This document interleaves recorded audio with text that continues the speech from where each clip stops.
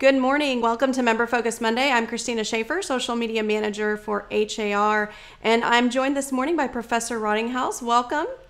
Thank you for having me. Thank you. Thank you for coming back. You did such a great job breaking down the election for us last year. We thought it would be wonderful to have you back again this year. For those of you tuning in, all of our Realtor members, the information that Professor Rottinghaus is sharing today is for everyone. It's for anyone really in the state of Texas. So go ahead and take a moment to share this with your sphere of influence and go ahead and like this post as well. Professor Rottinghaus, while we get started this morning, if you could just tell us a little bit about who you are and what you do. Sure. So, thanks for having me, and thanks for having me back, both separate and good. On another crazy Monday morning. I teach at the University of Houston in political science. I grew up in Dallas, outside of Dallas, in Plano. So it's sort of my home ground. I've been at the University of Houston for 13 years now. So I study the presidency and executive politics and Texas politics. And I have a textbook which literally yesterday just finished putting the final edits on for the 2020 updates. So that book is in the mix and is now on its way to the publisher. So that makes me feel very good. Yeah, that's very exciting. And of course, watching all of the elections closely, but especially Texas. Yes, definitely. And, this last week has been very eventful, to say the least. And we're happy you could join us this morning to get a better understanding of the results of the 2020 election, more specifically here at the local level and in Texas. So just to start that off, there was a lot made about the possibility of Texas turning blue prior to the election, and that clearly didn't happen. So what caused that? What went wrong there, if you will, for Democrats? Yeah, I think that the Democrats are asking themselves like the same question because the expectations were sky high. I mean, part of it is that, after 2018, Texas looked like a really investable political property. Beto O'Rourke's run was, significant and really changed the game in terms of how the Democrats were able to connect to new voters and, develop a coalition of basically the future of Texas. That's younger voters, ethnically and racially diverse voters. It didn't work this time, but I guess if you're a Democrat, then the kind of good news is that things are moving in the direction where, at some point the state will be very blue, and at least at the statewide level, it's going to be hard for Republicans to be able to win. But obviously, Republicans aren't going to give up without a fight, right? We saw them, I think, frankly, after 2018, really steer into the skid. They really understood how to sort of what the Democrats were going to try to do, how they were going to do it, and then were able to really out-organize on the ground. They were able to message, I think, more effectively. So I didn't really see this as a race that the Democrats lost. I saw this as a race Republicans won because they did a good job at, as I said, doing the fundamental things. And, when it comes down to it, there are just, more Republicans in Texas than there are Democrats. And that balance is changing, as I said. But as it is now, the Democrats just didn't have a very good night. But who did have a good night were incumbents. Like, they were all reelected, almost, by and large. And to me, I since I wasn't sleeping for multiple days, I had a lot of time to think about why. And I think part of the reason why was that we tend to forget the things that happened, pre-COVID, but certainly in politics, the move, so quickly in terms of the news that we just forget things that have happened. But the 86th legislative session was pretty successful for all of the incumbents. I mean, the Democrats and Republicans agreed on, increasing teacher pay, boosting the, public ed budget. They were able to, get a fairly balanced budget that people all agreed to. Greg Abbott had no line of vetoes. So it was a pretty smooth budget, and incumbents got rewarded, Republicans and Democrats alike. So I guess I saw this, again, not as like a win or loss for necessarily one part or the other, and Republicans clearly did better, but the voters were really rewarding what they saw was, I think, a pretty effective governance. Yeah, very good. You mentioned earlier about race. There were a lot of thoughts about the Latino vote going into this election. And so what do you think what were the expectations, or what do you think they were, and how did the Latino vote affect the election?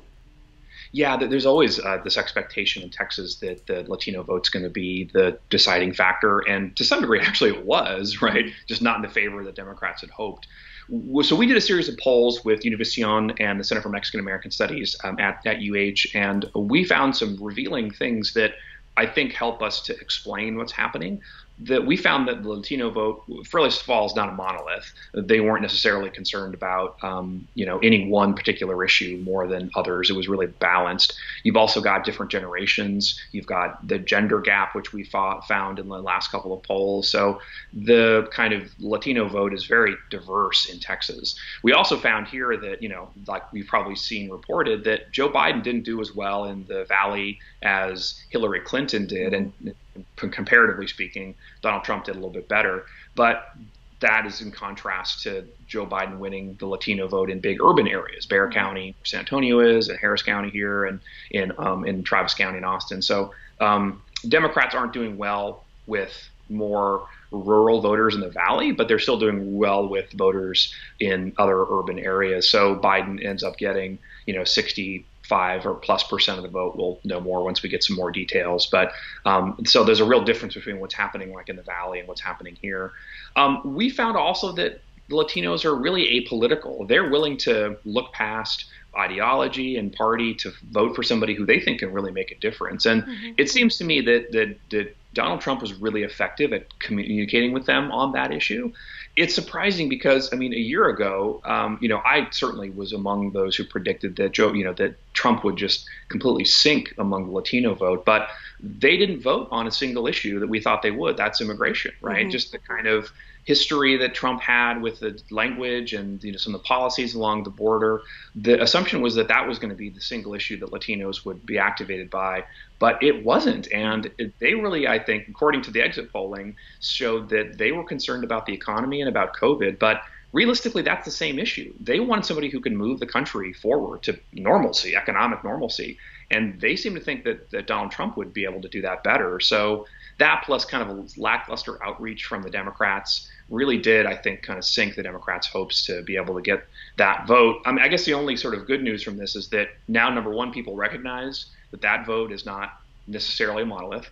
The number two, it's up for grabs. So both parties are going to really fight for it. And so for Democrats, it's a wake-up call. If they don't have that vote, then they can't win statewide.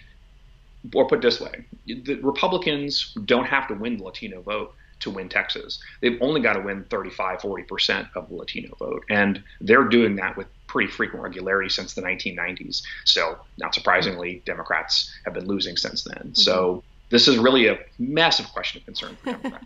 Yeah, thank you. Well, thank you for breaking it down. That makes a lot more sense. So you mentioned it was a good night for incumbents. In Houston, incumbents were undefeated in the congressional delegation and state Senate.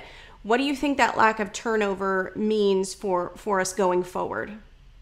Yeah, we're obviously Republicans are still in charge of the chambers.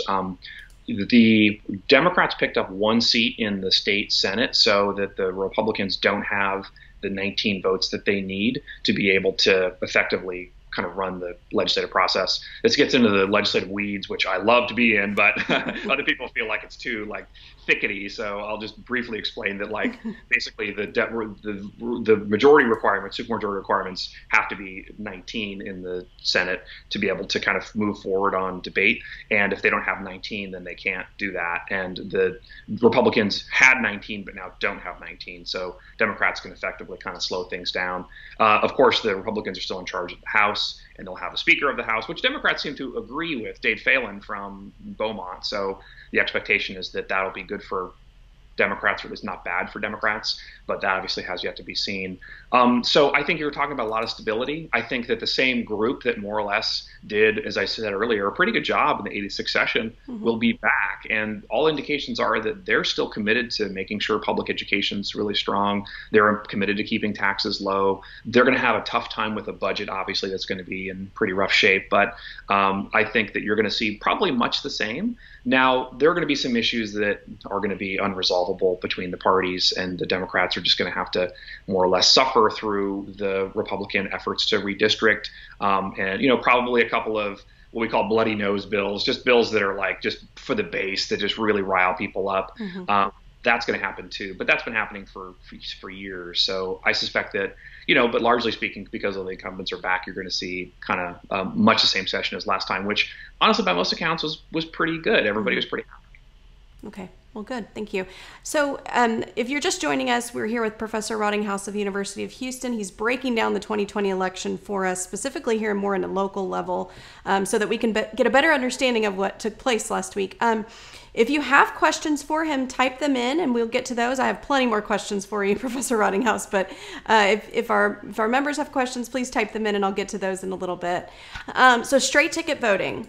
How did the elimination of straight ticket voting affect the election in Texas, but more specifically here in Houston? It's a great question. We don't quite know the answer yet. At least I haven't crunched the numbers yet. Now, I did some research before the election and looked at basically since 2000, which states had moved away from straight ticket voting. And what I found was that at the congressional level, at the legislative level, rather, you could basically count on both parties losing vote share because straight ticket voting is a kind of ballast to keep the votes more or less stable. But without that, people have less of an indication of how to vote, like down ballot. Mm-hmm.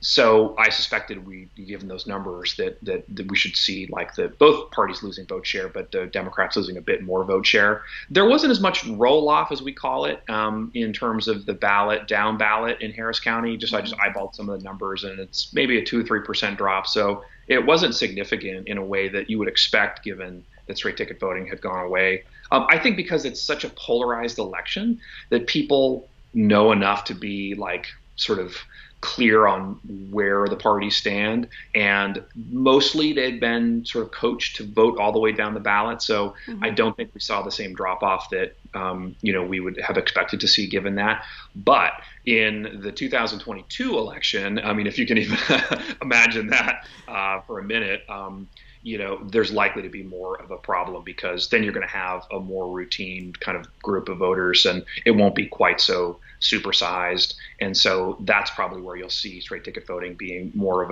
a challenge, especially for Democrats, because historically Democrats are using straight ticket voting more. Mm-hmm.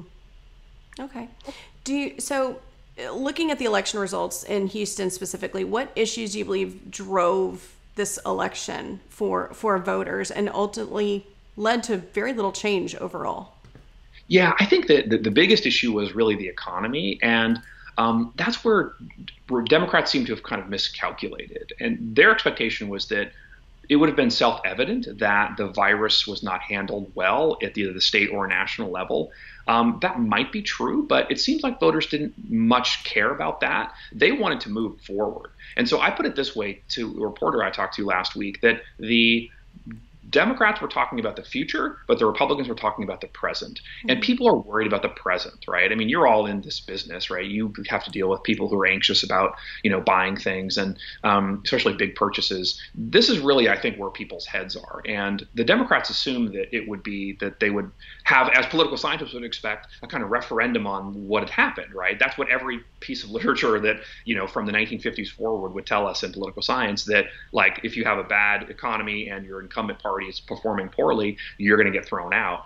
That didn't happen. In fact, all across the country it didn't happen. So I think that voters were in the mindset that they wanted to see the virus moved on from. And although Trump, it sounded like bluster, right? Weeks ago, he said, we're going to stop talking about the coronavirus. And, obviously people are affected by this in all kinds of ways, some much more than others. And people said that's, an awful thing to say, right? And it's also not going to happen, right? Like it's still going to be around whether this election is done or not. But I think he captured in his own way that sentiment that said, like, people want to talk about something else. They want to move on. They want their lives to be back like it was before March of 2020. So he did so in a kind of clunky way, but I think he kind of put his finger on the zeitgeist of the public who wanted something different. So to me, that was it. The economy was the big issue, and it really drove a lot of people to stick with the Republicans, even though, by the way, they didn't vote for him down ballot. So we know that, like, in particular, on almost every county I've looked Dallas County and Harris County and Collin County, the Republicans down ballot were doing better than Trump. The tax assessor collector candidate for Republican candidate in Collin County got 40,000 more votes than President Donald Trump in Collin County. So this just gives you a sense of like where the people's mind was. They didn't like Trump. They, by and large, wanted him to be gone. And overall, though, they were still supporting the Republican Party brand, which is still pretty strong down ballot. Very good. Brenda just made a comment. People want right now results, and they're tired of the confusion. So that makes sense. Like, So there was a big announcement this morning. Pfizer announced that they have a 90% effective coronavirus vaccine, which is very promising. Obviously, the pandemic has been a major factor in this election. But despite that pandemic, we saw record turnout numbers across the state and country. So what do you think caused this? And, the people that voted more than they did in the past, how did this record turnout affect the election results in Texas? Yeah, really explosive news. I mean, can you imagine if this news had happened last week, right? What that would have done? Right. I think it would have potentially turned a couple of seats, but honestly, like I said, the Republicans did really well. Like they picked up maybe but more than a half dozen House seats. They were able to hold the line in the Senate despite tens of millions of dollars spent against them. Like we said in Texas, Republicans did really well. So I don't know that it was Trump was as big a drag on the ticket as people presumed he would be. That said, of course, he lost. And I think that people separated him from the Republican Party, which if you're a Republican is really good news because Trump might be gone, but the Trump phenomenon will still be here. And that approach is going to definitely resonate among some quarters of the GOP. So that's going to be here to stay. We should have expected record turnout. In fact, we did. I mean, this is a competitive election, maybe the most competitive we've seen and maybe in our lifetimes. And so people came out to vote. One, I think, reason for that here in Texas was that, you've got a changing kind of relationship between people with voting. So it's become much more, engaging to vote, or for lack of a better way to put it, it's become cool to vote, right? We're encouraged at every corner to go out and vote. There's a New York Times article that said that, your yarn store wants you to go vote, right? But it's on Instagram, it's on Facebook, right. It's, on the NFL the week before watching the Texans game, and like in the end zone, it said vote. So just the messages were everywhere. And I think it's starting to resonate that people finally are kind of, out there to do the right thing and vote. So that is one part of it. But the other part of it, frankly, is just that the mechanism of voting has made itself easier. Like the county clerk in Harris County in particular really did go all out to make sure that people could vote in any ways. And that's been a real difference in terms of, where the process has been. It may or may not be that other counties follow along. For instance, in Tarrant County and Bexar County, two blue counties, or Tarrant County is kind of more transitioning towards blue, but Bexar County very, very blue. They had to have judges literally say to the county clerks that you need to add more polling places. So Texas is still an unusual patchwork of voting, but I think what we saw was that if you make voting easier, people will vote. Period. Yeah, very good. So do you think those voters will continue to come out in the future? I think if we continue to make it easy, people will, for sure. I think that you're not going to see the same kind of turnout in 2022 that we saw in 20. It's just not, I think, likely given that it's a midterm. And for whatever reason, I don't get it because state politics is so interesting. Most people don't care that much about state politics. I think it's fascinating, and the characters are amazing, but, obviously I, dig deep into this. And so I guess it's our responsibility to tell people how interesting it is and how important it is. And so I think won't see quite the same turnout just because of that. And so it was a different year. It was an unusual year. But I do think you'll start to see turnout increase. For Texas, it's good news. I mean, we were on the bottom, like in the cellar in terms of turnout, and even in 2018 when turnout spiked. Current estimates probably put us about middle of the pack of the states, which is frankly way better than we were. So I think we'll have good turnout, but we won't have blockbuster turnout always like we did in 2020. Yeah, that makes sense. So you've mentioned it several times that this was a very unique year, to say the least. But overall, how do you believe the pandemic affected the 2020 election? Yeah, I mean, I think expectations were that it was going to really put a damper on turnout. It didn't really seem to, which is good. I think most counties did a pretty good job of telling people that, or at least communicating to people that they were able to keep people safe, and we had 3 weeks of early voting, so that was also pretty helpful. So I think that they did little things to make it a little bit better. And I mean, all of the literature in political science says that if you can improve people's participation just a little bit, or if you can improve the ease of voting a little bit, then people will come vote. So everything helps. Same-day registration, loosening registration requirements, letting people vote wherever they want to. All these little things add up, so it can work to its advantage. There's an issue, like I said, I think people misread what COVID was. I think people didn't necessarily take it as an opportunity to take a swipe at the incumbent administration. I think that they were telling politicians that they wanted to move on and that it was incumbent on them to make that happen. I think it's going to be an interesting fight forthcoming because we'll still have elements of this as we go forward. And I do think that some incumbent Republicans are going to have some trouble because they didn't move fast enough to make that happen. And it wasn't just now we see Republicans who said, you should open up things, right? Like for paying attention to some of the special election that's happening in North Texas for the Senate seat there. Shelley Luther, who's the hair salon owner, is running against Matt Schaefer or running against Drew Springer. And that's been a fight about this, right? Basically, like, should we open? And some people are saying we should be cautious. Some people are saying we should just go for it. And I think that what the voters were saying was that, frankly, going for it's more preferred. I mean, medically, health-wise, obviously, there are all kinds of complications to that. But that's what the voters were implying they wanted. Right. And so that's definitely something that the incumbents are going to have to think about. Yeah, definitely. And I think a lot of that has to do with the economy, just people being concerned. And you said that was a huge force in voting this year. So the economy. So that makes perfect sense. And I should mention that to that point, next week we will have Patrick Jankowski on with the Greater Houston Partnership to kind of break down what we should expect, his economic forecast post-election. So be sure to tune in for that. So you already mentioned a little bit about what you expect as far as voting going forward, but what about some of the other trends? Just the number of voters, the importance of voting. Like you said, everywhere. It told us everywhere that we needed to go vote. Or even just the ideas of mail-in voting, early voting. How do you think these trends, will they stay moving forward, or do you think we'll kind of see some of that wither away? Yeah, I mean, I think on the first question, I mean, we're definitely going to see more voters. I mean, Texas is booming and it's much younger than it was. And so it's definitely going to be the case that if we can activate younger people, then they'll keep voting. Mm-hmm. We know voting is habit forming. And if you do it, you're likely to do it again. So that's all, I think, very good. And we'll continue in a positive, linear trajectory. In terms of like the mechanisms for voting, that's a harder question. I don't know that you're going to see a lot of appetite among Republicans to make that change. Mm-hmm. Now, we know that it can improve turnout, but Texas has been a state where it's hard to vote. And there's a great study that came out of Northern Illinois that basically did analysis to rank states to see kind of where they stood in terms of ease of voting. And Texas was on the very bottom. It's a lot of things put together, right? It's restrictions and limited early voting. It's the restrictions in terms of how you can get registered. Mail balloting is not universal. It's only for people who are 65 and over. And so lots of these little things add up to make Texas on the bottom.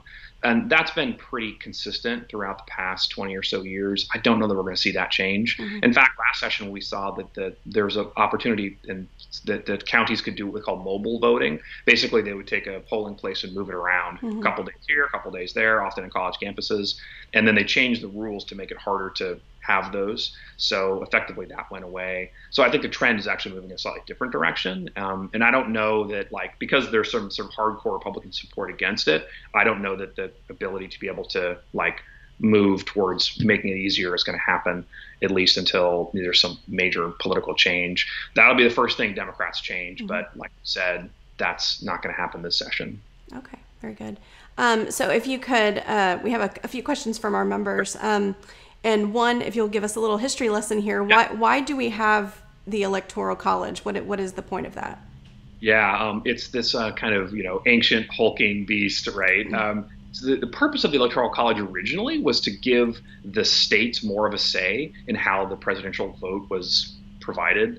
The practical way this worked was that you'd have basically state legislatures making these choices. These were people who were elite partisans and thought themselves better than the rest of us. Now, this is way back when, and things have changed a little bit. In fact, things have changed to the point where now, we expect presidents to be popular, and that wasn't the way the framers intended. So they designed the Electoral College effectively to be a buffer against popular appeals in the presidency, and for us to have a direct say, because way back when they didn't trust us to be able to make those decisions. I guess you could make a case that now that doesn't seem relevant anymore, right? And so one criticism of the Electoral College is that it's giving too much authority to states that are small, right? So just the mathematical sort of bang for your buck per voter in Wisconsin or in Montana is bigger than it is in Texas, right? And we have tens of thousands, tens of millions more people than they do. So it's unfair from a numerical point of view, and it seems antithetical to how we think of representative democracy now, but that's the system. So, the good news, I guess, is that we're seeing the popular vote and the Electoral College line up, and normally they do, but of course there have been times that didn't happen. So right. It's a historical artifact that I think that if it went the other way and we had another situation where somebody won the popular vote but didn't win the Electoral College vote, we would have had a very serious conversation about scrapping the Electoral College or modifying it. So that's why we have it, and maybe why we'll get rid of it. But more likely what would happen is we would just sort of change it. So Maine and Nebraska, as you probably learned about during this process, they split their electors because you can have electors from each individual district instead of just the unit rule that means that you get all the electors if you win the state by one vote. So that would make it slightly more fair. It would probably tend to benefit the Democrats who have more people in urban areas, given the way the districts are drawn. But, of course, that's to be decided later. Okay, very good. Thank you for that explanation. Actually, somebody else was asking, well, can we just get rid of the Electoral College? But you already answered that too, so thank you. Melanie had a question about voting laws. She said, I thought only state legislature could change voting laws. Why were there different rules in different counties?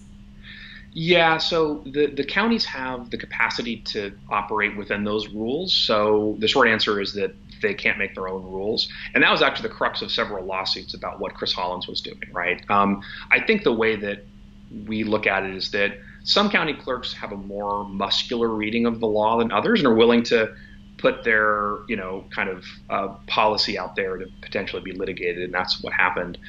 So the laws are the laws. The Texas Election Code is set, and part of, I think, the kind of controversy was that they said that Hollins was doing too much to expand who could vote by certain means and various things. So again, that's all it's still being litigated actually, but I suspect you're going to see Republicans kind of try to rein in county clerks' ability to be able to operate like this. So you might not see quite the same amount of controversy because I think you'll see some of those laws really hardened. Okay, very good. So that looks like all the questions I'm seeing as of right now for our members. Do you have any final thoughts for everybody that's tuned in today? Yeah, so one question to think about is, have we seen the crest of the blue wave? Like the expectations were really sky high, and expectations are always funny, right? Because just like, the Cowboys or the Texans, you expect to win every year and you don't every year. You couldn't. But I think that there was certainly a sense that the 2018 was kind of a high water mark. And although things are improving for Democrats in terms of total votes, the way the districts are drawn, it's made it harder for them to be able to win those districts. That said, they did compete and protect their incumbents. So the race here in Congressional District 7, Lizzie Fletcher's seat, she was able to hold off a pretty strong challenger. And up in North Texas, Colin Allred, who was elected in 2018, fended off a pretty strong challenge from a Republican. We might see that rematch again. In fact, we may see the rematch here in CD7 again, too. So incumbents were able to hold on. Democrats were able to hold on. And that's mostly true also at the House level as well. So I think, question is that the best the Democrats can do? And so maybe we'll see what that looks like in the next election. We can't know that right now, but it could be that given where the lines are drawn and given just the kind of vote share that we've seen the crest of that wave. Will national Democrats invest in Texas, or is it just fool's gold? I mean, we saw Kamala Harris come here with the expectation that they could, probably do better and juice up turnout. It didn't seem to have worked. And so the question for national Democrats going forward is it worth the money to risk winning Texas? And I think the answer, at least right now, is probably not. Better off investing in Pennsylvania and the blue wall and maybe Florida, working Arizona to make sure that stays blue. And that's maybe a better use of money than Texas. So we'll see how that shakes out. Okay. Well, thank you. And a lot of our members are just thanking you for sharing all this information, making it very clear and easy to understand. How can our members keep up with you? Where can they follow you? I know you also have a podcast. Is that? Yeah. So we do a podcast every week with Houston Public Media. It's called Party Politics. So you can get that wherever you get your podcasts. And we have, you can follow me on Twitter. It would be a good way to, we'll announce that stuff. And with the Houston Public Media websites too. So so that'd be one good way to do it. We're going to try to break down this week what happened and what's next. We're going to take a little hiatus because we're all exhausted from politics. Sure. So we're back in January. We're going to have all new branding, and we're going to have hopefully a big event, which everybody's invited to. So it'll be pretty exciting. So yeah, party politics. All right, very good. Well, thank you again for your time this morning. I know you're very busy. I've seen you on many local channels, so I know they're keeping you busy. So hopefully after this, you can get a little bit of rest. Thank you. Appreciate it. Yes, just a reminder, next week we will have Patrick Jankowski with the Greater Houston Partnership to give us his post-election economic forecast. So we're really excited about that as well. So be sure to tune in next Monday at 9 a.m. Have a great week, everybody. Bye-bye. Thanks.